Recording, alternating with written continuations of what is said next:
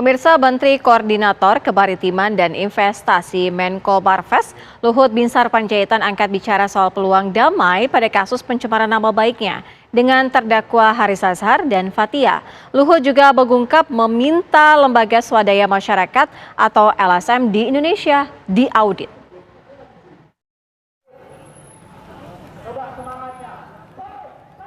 Menteri Koordinator Kemaritiman dan Investasi Menko Marves Luhut Binsar Panjaitan angkat bicara soal peluang damai pada kasus pencemaran nama baiknya dengan terdakwa Direktur Lokataru Haris Azhar dan Koordinator Komisi untuk Orang Hilang dan Korban Tindak Kekerasan Kontras Fathia Maulidianti. Luhut menyebut menyerahkan semua proses kepada Pengadilan Negeri Jakarta Timur. Silakan aja nanti damai kita di pengadilan. Pengadilan putuskan supaya pembelajaran buat semua, tidak ada kebebasan absolut. Itu sebabnya saya datang kemari untuk menyampaikan tidak ada kebebasan absolut. Siapa saja harus bertanggung jawab pada apa yang dibuat. Jadi harusnya fakta. Jadi jangan kritik itu dicampur adukan dengan fitnah atau tuduhan. Itu saya kira tidak benar. Luhut juga meminta lembaga swadaya masyarakat LSM di Indonesia diaudit. Menurut Luhut, audit perlu dilakukan untuk mengetahui aliran dana yang didapatkan LSM. Saya juga akan minta LSM itu diaudit ke depan, apalagi sekarang banyak sekali saya kira LSM yang menggunakan dana-dana untuk yang tidak jelas. Saya pikir saya akan usulkan untuk dilakukan upaya itu. Pada 3 April 2023 lalu, Jaksa Penuntut Umum dalam surat dakwaannya menilai pernyataan Haris dan Fathia dalam sebuah unggahan video di YouTube telah mengelabui masyarakat dalam melakukan pencemaran nama baik terhadap Menko Marves Luhut Binsar Panjaitan. Dari Jakarta, Simon Tobing, TV One mengabarkan. Sidang kasus Haris Azhar dan Fathia Maulidianti atas kasus pencemaran nama baik Menko Marves Luhut Binsar Panjaitan kembali digelar di PN Jakarta Timur kemarin. Momen menarik terjadi kala perdebatan di ruang sidang saat Luhut hadir sebagai saksi dan juga aksi demonstrasi di luar PN Jakarta Timur. Menteri Koordinator Kemaritiman dan Investasi Luhut Binsar Panjaitan mengaku tak mengalami kerugian material saat namanya dicemarkan. Namun ketika namanya dicemarkan di podcast Haris Azhar dan Fathia Maulidianti, Luhut mengaku anak hingga cucunya mengalami kerugian moral. Sebab Luhut disebut-sebut sebagai penjahat hingga Lord di podcast Haris dan Fathia itu. Saudara berkedudukan sebagai korban dalam perkara ini. Mohon bisa dijelaskan, diterangkan lagi kerugian saudara sebagai korban. Ya, saya terus terang kerugian material mungkin tidak ada perlu dihitung, tapi secara moral anak cucu saya dibilang penjahat, saya dibilang lord, saya dibilang apa lagi? Coba kalau saya tuduh Anda sebagai penjahat, Anda pencuri, itu kan Anda tidak bisa terima juga. Jadi yang mulia, itu menurut saya sebagai seorang tua dan sebagai seorang bekas prajurit saya di Kopassus sekian lama, saya tidak terima perlakuan itu. Tapi itu pun saya sudah laporkan tadi pada yang mulia, saya masih minta 2 kali untuk ada dia minta maaf. Itu pun tidak lakukan. Jadi mesti bagaimana? Saudara, lanjut. Saudara aksi Luhut Binsar Panjaitan. Saudara keluar aja kalau begini. Kalau saudara siap ini penjara, saudara menyeka. Saudara ini punya kesempatan.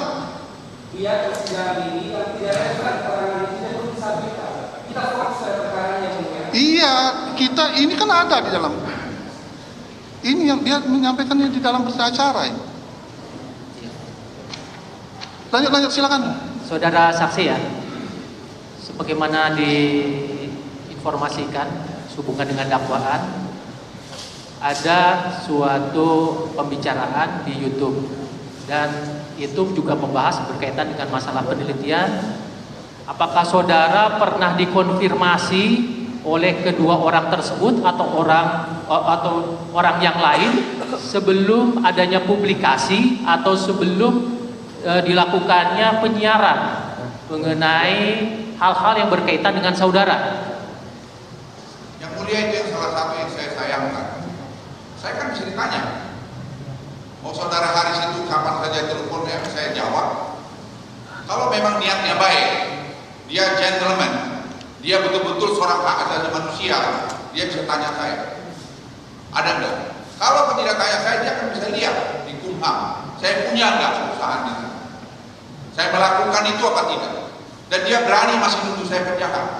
Setuju, ada yang tidak setuju. Namun, Haris Azhar membantah bahwa kata penjahat yang ada di dalam konten podcast itu merujuk secara personal nama Luhut Binsar Panjaitan. Saudara saksi menyampaikan kenapa saya tidak mengakses Pak Luhut, saya bisa telepon, betul. Saya punya, kalau nggak salah nomor Pak Bapak ada sama saya. Jadi itu betul. Jadi saya bisa akses, tapi saya tidak akan mengakses Bapak karena itu bukan saya yang tulis. Itu yang nulis. Saudara tolong keterangannya ya, jangan saudara membuat pernyataan. Keterangan saksi tadi itu yang mana yang tidak benar, saudara? Ya, itu supaya saya mau, kan tadi ada yang betul, ada yang tidak betul. Yang tidak betul. Yang tidak betul saya sampaikan itu. Ya. Satu. Yang kedua soal penjahat dari semenjak awal surat somasi tidak ada kata soal tuduhan penjahat. Sidang kasus pencemaran nama baik yang melibatkan Haris Azhar dan Fathia Maulidiyanti pada Kamis kemarin menuai perdebatan di dalam dan luar persidangan. Di dalam persidangan, perdebatan melibatkan jaksa hingga saksi pelapor Luhut Binsar Panjaitan. Sidang menjadi semakin riuh karena beberapa kali para pengunjung sidang bertepuk tangan. Sementara di luar persidangan, massa memadati area luar gedung Pengadilan Negeri Jakarta Timur. Aksi adu mulut hingga saling dorong sempat terjadi antara polisi dan para pengunjuk rasa yang berusaha merengsek maju masuk ke dalam area Pengadilan Negeri Jakarta Timur. Dari Jakarta, tim TV One mengabarkan. Peluang perdamaian sudah dibuka oleh Menko Marves Luhut Binsar Panjaitan. Bagaimana kira-kira kasus pencemaran nama baik dengan terdakwa Haris dan Fathia ini akan berakhir?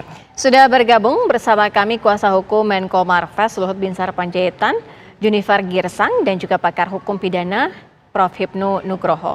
Kita terlebih dahulu ke Bang Junifer. Bang Junifer, mungkin ada perdamaian dari kedua belah pihak ini?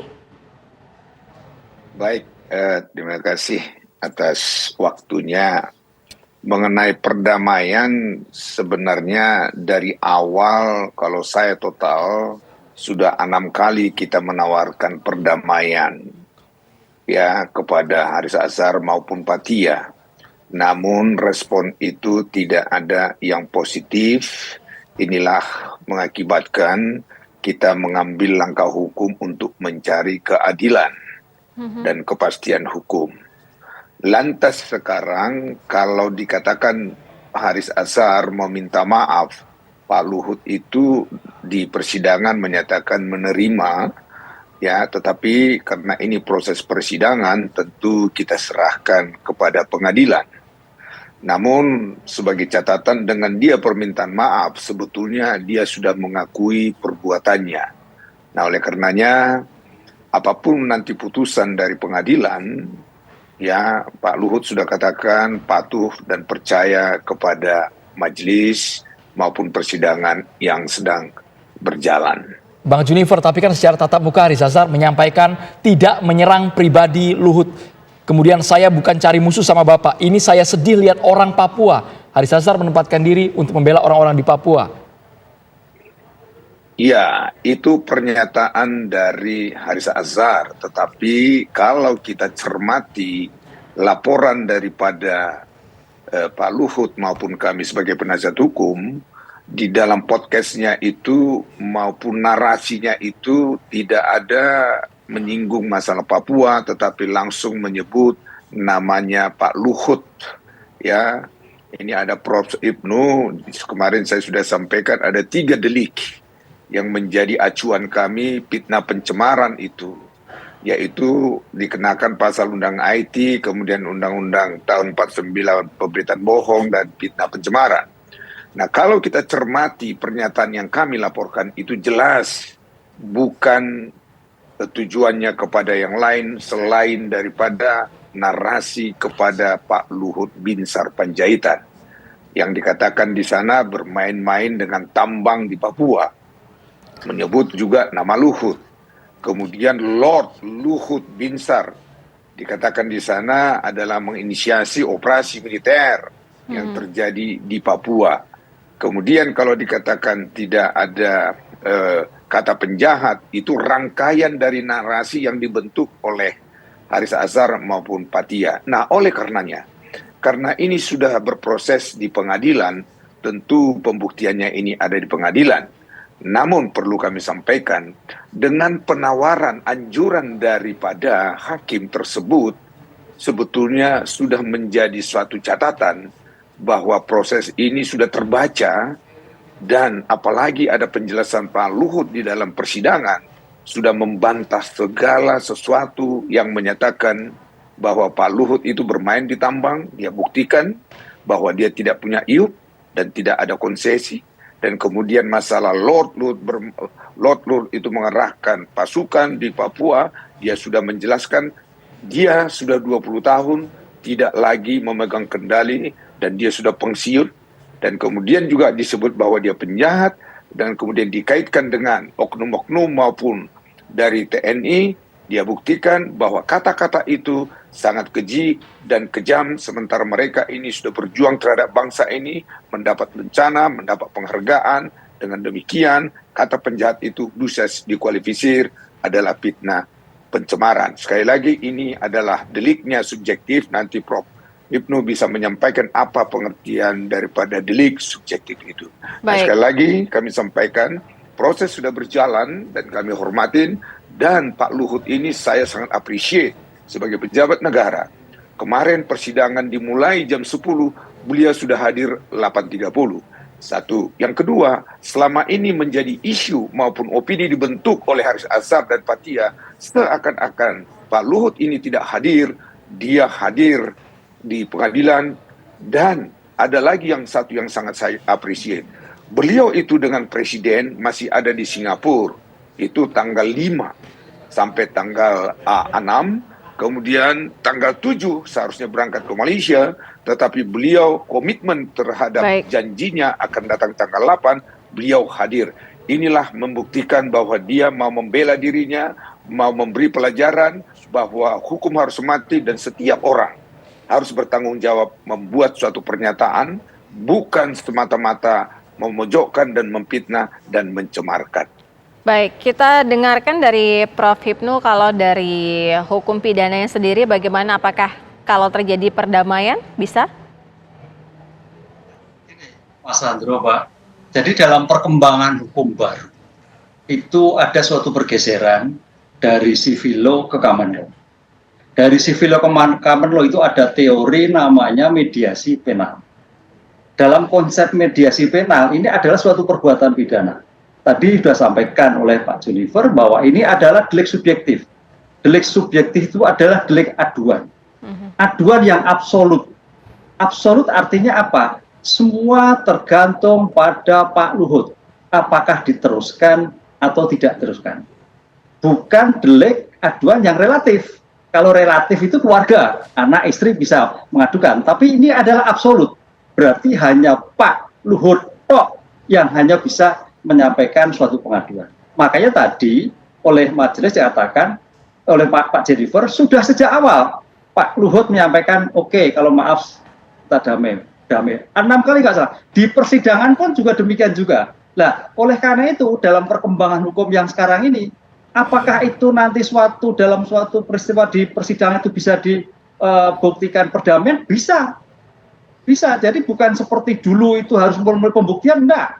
Karena suatu asas hukum itu adalah asas cepat dan biaya ringan. Satu. Kedua, konsep hukum yang dicari adalah asas kepastian, keadilan, dan manfaat. Dalam perkembangan hukum baru saya katakan bahwa keadilan itu adalah ada teori namanya justice of a many room. Namanya keadilan itu bisa di penyidikan, bisa di penuntutan, bisa di peradilan. Nah, kemarin di penyidikan gagal, katakanlah misalkan Pak Jennifer nggak bisa menemukan. Di penuntutan juga demikian. Lah, sekarang di persidangan. Mungkinkah? Sangat mungkin. Disinilah hakim punya suatu kewenangan untuk bisa menyelesaikan bentuknya penetapan. Lah inilah yang sekarang berkembang menjadi judicial activism di dalam suatu peradilan. Ini menarik, perkembangan-perkembangan baru. Jadi jangan sampai suatu proses hukum itu sampai pada putusan litigasi, putusan akhir. Oke lah kalau itu delik umum, tapi ini adalah delik aduan. Artinya semua tergantung pada Pak Luhut dan Pak Haris. Demikian dari saya, Pak. Tapi kalau proses peradilan masih sebatas pemanggilan para saksi, kemudian uraian dakwaan, mungkin tidak data itu langsung dibuka saja. Karena versi Pak Luhut, data yang dipaparkan oleh Haris dan Fathia tidak berdasar sama sekali. Itu sudah masuk ranah fitnah. Tapi kalau versi Haris ini ada risetnya kok. Ya, begini. Nanti makanya kalau itu sudah masuk pembuktian. Artinya kan dimanapun sebetulnya bisa. Kalau memang nanti ini sampai pada, sekarang pertanyaan gini Mas Andri, apakah nanti hakim bisa memanggil kembali? Oh bisa, artinya oke lah ini perkara ini nggak usah berlarut-larut, selesai pada di sini. Kalau sampai pembuktian, ini nanti yang jadi masalah adalah pemahaman diksi. Tadi Pak Jennifer mengatakan, diksi itu sangat subjektif sekali. Antara Mas Andrew dengan saya pun berbeda. Sehingga subjektivitas ini, wah ini menyerang kehormatan, beda. Ada yang, oh biasa-biasa saja. Tapi oh enggak apa-apa lah, wah ini saya menyerang. Nah ini yang menjadikan. Nah, satu. Kedua, nah ini masuk materi, sebetulnya saya nggak masuk mau materi. Tentang riset. Riset pun juga nanti ada perdebatan. Kalau enggak, disampaikan pada ahli metodologi. Bagaimana teorinya, bagaimana datanya, bagaimana analisisnya, bagaimana pendekatannya. Nah itu akan dikaji. Ini akan panjang, Mas Andro, kalau seperti ini. Padahal ini adalah delik aduan. Aduan absolut. Sehingga kalau tadi kemarin sampaikan, oke, salaman, damai, kemudian bagaimana kalau selesaikan, tutup dengan penetapan majelis bahwa perkara dihentikan karena para pihak damai selesai. Itulah yang dikendaki dalam konsep mediasi penal sekarang ini. Baik, kita nantikan jalannya akhirnya akan seperti apa. Prof. Hipnu, terima kasih sudah bergabung bersama kami. Bang Junifer Girsang juga terima kasih sudah bergabung di Kabar Petang.